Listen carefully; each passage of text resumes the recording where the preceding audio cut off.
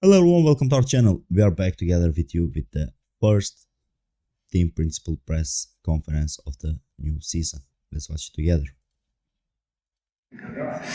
And welcome back to our press conferences here in Bahrain. I'm delighted to say I'm joined by James Key, Laurent Mekies, Oliver Oakes and Zak Brown, and Christian Horner will be joining us at some point, hopefully, during this press conference. James, let's start with you. Difficult year for the Sauber team last year. How aggressive did you go over the winter to try and claw some of that gap back? For sure it was a difficult year. I mean, no one wants to be 10th, obviously, but we began to pull it back at the end of the year, which was a positive step, and that gave us a bit of a springboard into this year. So we've tried to build on that. So the car is a bit of evolution. But also a fair bit of revolution in some areas as well, particularly under the skin. So we've been aggressive as we can be, given that we've also, of course, all got a 26 car to look after as well. Lovely stuff. Thanks, James. Laurent, coming to you. Bit of a different lineup this year with Isaac joining Yuki. What are your kind of expectations for both of them individually and for the team as a whole? Well, Yuki last year, he did a step I think none of us was expecting. He did a big step forward in terms of speed, in terms of maturity, in terms of technical feedback. And I think if there is another step like that in Yuki this year, it's going to be really, really interesting. So in terms of what would a good year look like for him is that, to see another step of the same magnitude of what we have seen last year, I think would mean we are in a very, very good territory. For Isaac, different story. The new guy in the building, the speed is certainly not the issue with him, and I think a good year for him means minimizing the mistake in the first part of the seasons, and soon enough, of course, challenging Yuki, pushing Yuki, and get these two guys to push the team forward. And I think that's what it is. It's going to be incredibly competitive behind the top 4 teams, if you allow me to call them like that. And I know we are going to find probably 6 teams in a couple of tenths, and certainly the drivers will play a big role in where you stand in that classification. Lovely stuff. Thanks, Laurent. And Christian, thanks for joining us. Sorry we didn't wait for you. Ollie, I'll quickly come to you next. This is your first time you've had a winter under your belt as an F1 team boss. Do you feel uber prepared headed into the season? Well, I think it's just business as normal, to be fair. I think it's nice to spend a bit more time at Enstone. I think thrown in after summer break, obviously I was present at the factory, but with that run of races the end of the year, it's nice to have a bit of time there, and yeah, that's been a good thing. Great stuff. Thanks, Ollie. Christian, coming to you. Obviously a challenging year for Red Bull last year. What have you got to do to move yourself back to being the target rather than the chaser this year? I think we've just got to improve across some of the characteristics of last year's car. I think the team will work very hard on that over the off season. Let's not forget we still won 9 races and 4 sprint races with that car last year. So we had a reasonable basis from which to develop. But the competition is very tight. And of course, in the last year, this set of regulations, you can see the convergence. I mean, the cars all look incredibly similar today. And I think it's going to be very, very competitive throughout the season from the first race all the way through the season. Thanks very much, Christian. And Zak, thanks for waiting, and welcome to your first presser as a world champion of the new season. How are you feeling about defending that Constructors this year and trying to add the drivers to that as well? We're excited for the new season. I think it's going to be remarkably close, the entire field. I mean, if you look at Abu Dhabi and the lap time that separated all 10 teams, I think it's just, as Christian said, it's going to just continue to converge. So I don't think there's a clear favorite. I would expect at least 4 teams to win races, 8 drivers. I wouldn't be surprised to see someone else get in on the mix, if not on a regular basis, certainly on a race-by-race basis. So I think it's going to be an exciting season. Lovely stuff. Thanks. Yeah, let's hope to have an exciting season, as they are saying to us. And I hope so. It will be an exciting season. I can't wait to watch the first race of the season. And also it was interesting to watch the pre-season testings. But let's say every team is hiding something, some speed or something like that. And also, I'm sorry for the interruption, but as you know, we must do this because of the YouTube rules. Thanks very much, Zach. Right, let's open it up to the floor. Usual, George, hold your hand up and let me know your publication and your name. Ian Parks, Racing News 365. Question for you, Christian. Can I just get your reaction to the reception you received at the F1 75 launch event, both yourself and Max being booed, and also a FIA supporting you with its statement as well that followed a few days later? Thank you. Well, I think that the event, I mean, it was a big event. It was obviously all the teams put a lot of effort into it, which was good and interesting to see. Now, of course, launching your car is a bit like launching your away strip in a home fan stadium, and so fans will always back the teams and drivers that they want to, and of course, we've been the protagonists over the years. I guess the only disappointment I had with it was that the reception to Max as a 4-time world champion was that was disappointing. But passion in sport is always going to be there. If the launch had been in Holland, no doubt the reception had been somewhat different. From the FIA support, look, I mean, they made their own comments on it. It was nothing that we certainly asked for. I certainly didn't have any conversation with the FIA following the event. It was obviously part of their, I think, campaign to stamp out, online abuse. Thanks, Christian. Next one, please. Sorry, one more time I'm interrupting the video, but we need to understand that just is the nature of the sport to boo some driver or some football player and also in the other sport. But I don't know why the journalists are making these things, these small things, much bigger.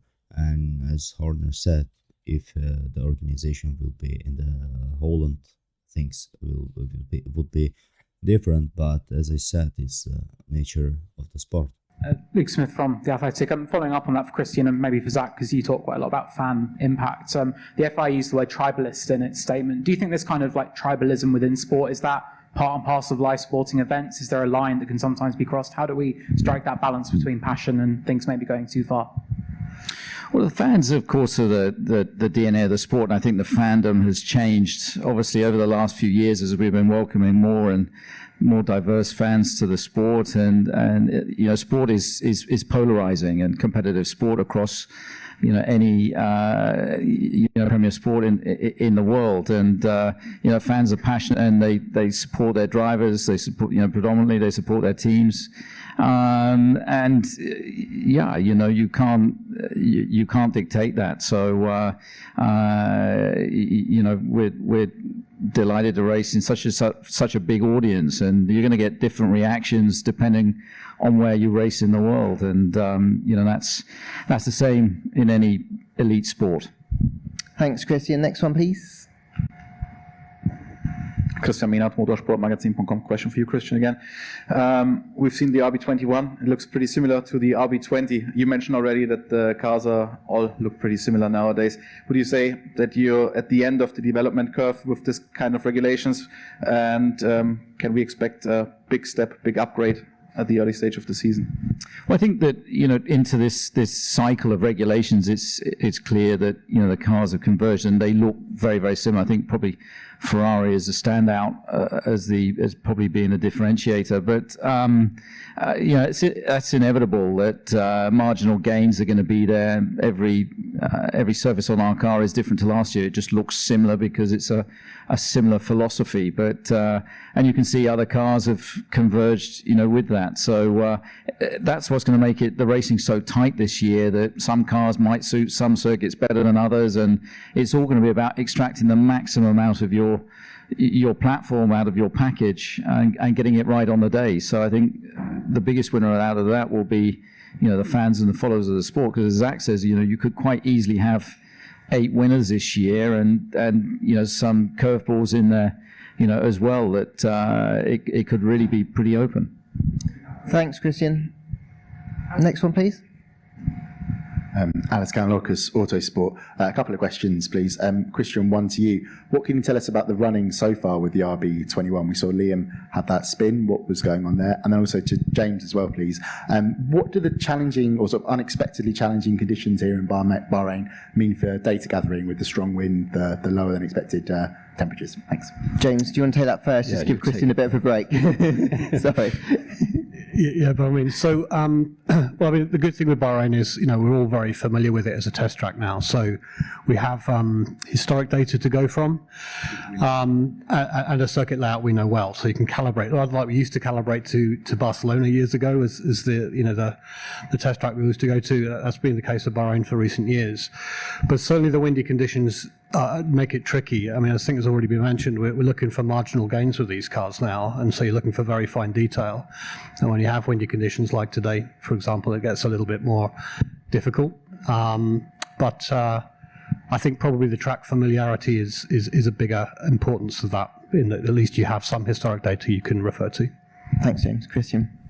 Yeah, I mean, look, the wind's pretty tricky out there, and I think it just caught Liam out on the exit of turn 2. We've seen a lot of cars having different moments as the gusts are pretty strong out there, but I think Liam's had a good first official session for us and settled in well so far. Thanks, Christian. Next one, please. John Over from the race, primarily to Christian and Zak, but if anyone else got some input, what impact is the flexi wing change for the Spanish Grand Prix going to have on development and that title fight over the course of the season? Has it impacted any of your kind of design decisions coming into this year as well? And who do you think it wins the most from it, and who loses? Who wants to take that one first?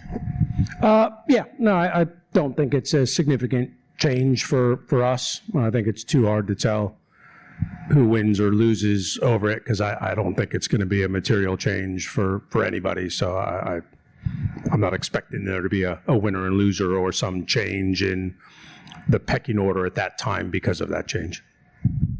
Christian? Yeah, it'll be interesting the effect that it has. I guess the slight oddball about it is the timing of it. Why race 9? It might have been better to have been addressed during the off season, because you end up doing sort of 2 specs of wings, but who will gain or who will lose from it, I think is impossible to predict. Thanks, Christian. Thanks, Zak. Next one, please. Sky Sport Italy, a question to Christian. You were speaking before about the car development. How much difference will having the new gallery make for you? Having the new what? Gallery. Oh, the art gallery. I don't think it will make too much of a difference for us, but no, look, I mean, we've had a good winter. We've prepared well. I think, this car, whilst it doesn't look a huge amount visibly different to last year's car, is subtly different in many different areas, and particularly in the areas that you can't see. So, and this season's all going to be about evolution. It's going to be about trying to get incremental bits of performance, and it'll be a development race from Melbourne all the way to Abu Dhabi. Thank you. Next one, please. Marth Canal, Race Tech. For Christian and Zak, how much do you anticipate the 2026 regulations being engine dominated, and how much of that difference do you think fuels will make as well? Who wants to take Zak? Do you want to take that first? I think it's hard to tell. I think definitely with the big changes in the power unit, I think just like racing cars converge over time, power units will converge over time, but I think there is an element of risk that the new regulations will separate the field further, not just power units, but it's a significant design change. I think we're still working through it. I think there are definitely some concerns to make sure that we get the balance right in how we go racing, that we can be flat out all the time. I don't think that's going to be the case. It's not the case now, but it is somewhat invisible to the fan.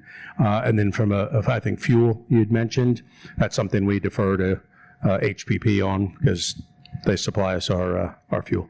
Christian? Yeah, look, it's a massive change. I mean, probably the biggest change Formula One's had in 50 years, where both chassis regs and engine regs are changing coterminously. So that will create inevitable divergence. It's a big set of regulation, movement. So and the ratio between chassis and engine, also how that plays out. It's exciting for us, coming with our own power unit in collaboration with Ford for 2026, and for sure fuel, going to 100% sustainable fuel in 26 is probably the biggest area of differential that you'll have. And so it's exciting for us working with ExxonMobil, seeing the progress that's being made in what will inevitably become a very competitive area. Thank you. Next one, please. Craig Slater from Sky. Sorry, just Formula One fans just wants one thing: bring that V10s back, please. I just miss that era that there was one with the V10s. Sports, a question for Oliver. Since you signed Franco Colapinto, Jack Doohan's had to face a few questions about how secure his seat is. He's given some punchy answers. Does that tell you he's rising to the challenge in the right way? And have you had to give him some assurances that if he keeps performing, he keeps his seat?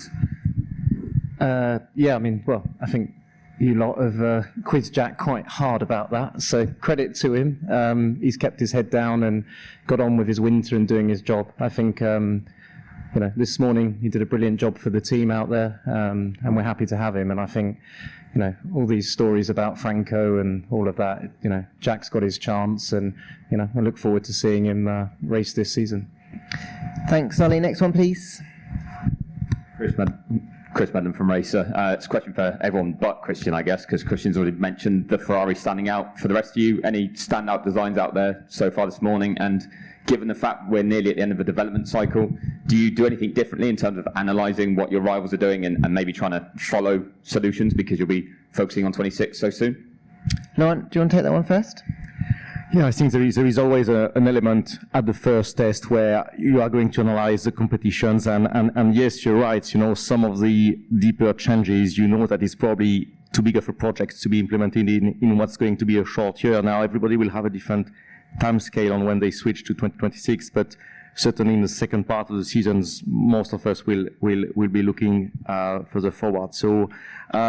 Yes, we always get inspiration for what's going on up and down the grid, and yes, the fact that it's the last year of the regulations may force us to pick carefully our battles. James, anything to add?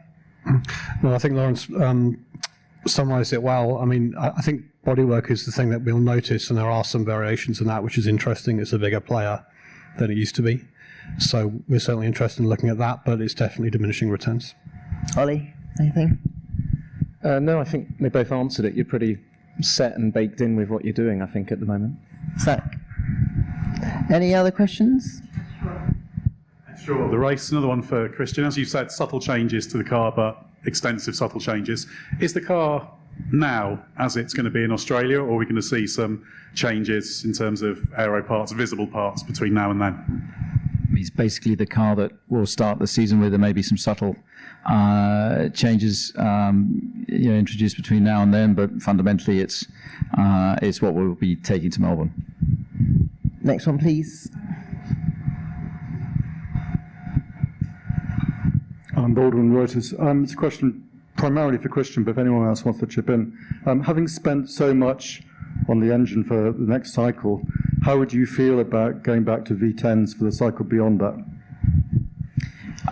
Personally, from a sporting perspective, looking at what the future engine of Formula One should be, beyond this next generation, I think particularly with the way that sustainable fuel is going, it does open up all kinds of opportunities. And I think, inadvertently, we've ended up with a very, very expensive, very complex engine from 26 onwards. And I think the purist in me would, love to go back to a V10 that was done responsibly with sustainable fuel, that reintroduced, the sound of Grand Prix racing. So yeah, it's an interesting concept and one to certainly look for after this current set of regs.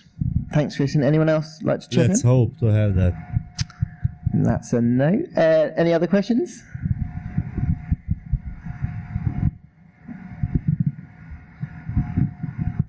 Charles Richards, The Guardian. Just to follow up on Luke's question from earlier, Zach, can I ask you on this question of fans and tribalism, etc.?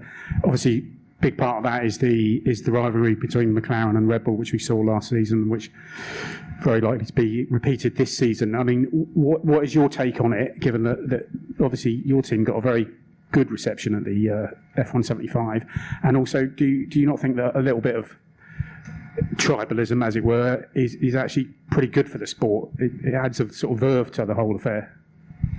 Yeah, I think first of all, the event was pretty awesome for the fans. I think we need to do more of those types of events, whether it's pre-season, whether it's more opportunities for our fans when we're testing, tire testing, year-end awards. You know, there's not currently an F1 awards. There's in the FIA, there's Autosport, both great events, but not exclusive to Formula One. Year-end events, so I'm a fan of fan events, if you'd like, and you see other sports do that quite well, and I think we're making good progress there. And then I think I've never been to a sporting event that's been quiet, where someone's not yelling at a football player for missing a goal, or in ice hockey or baseball. I think sport brings out passion in fans, and they cheer and they boo. You know, I didn't hear anything that was other than cheering and booing. I've certainly seen a lot worse on social media where you go, wait a minute, you're kind of going a bit too far. But cheering and booing has been part of sport, every sport, forever, and that's what fans do. They yell at their TV when they're watching with their buddies. Everyone has a favorite team, a favorite driver, a less favorite. So I just think that's sport. I didn't think there was anything visceral or violent, and you definitely see other sports that have had riots break out, and that was far from that. So I just think it was sports and fans doing what fans do when they kind of voice their opinion on who they're cheering for or not. Lovely stuff, Zach. That's all we've got time for. Thank you very much for all of your times, and best luck for the rest of the year. Yeah, thank you for watching with us this first Team Principals press conference of the new season. And also, I'm sorry for my camera. I think I had a little bit glitch, but now it's working. The top topic it was today, the engines, and also I'm thinking that Formula One just needs to go back with that V10s. For now, it looks like a little bit impossible, let's say, but let's hope to have news, something like that, and to watch these fast cars with that sound that we had back on time. And also they were talking in the other press conference that downshift thing on the strays. Let's hope, and also they will solve that problem, and we will watch good competition. Don't forget to follow our channel, to like our videos, and also tomorrow we will have all the press conferences and interviews of the Formula One drivers. Just don't forget to like the video, comment it, and subscribe to the channel.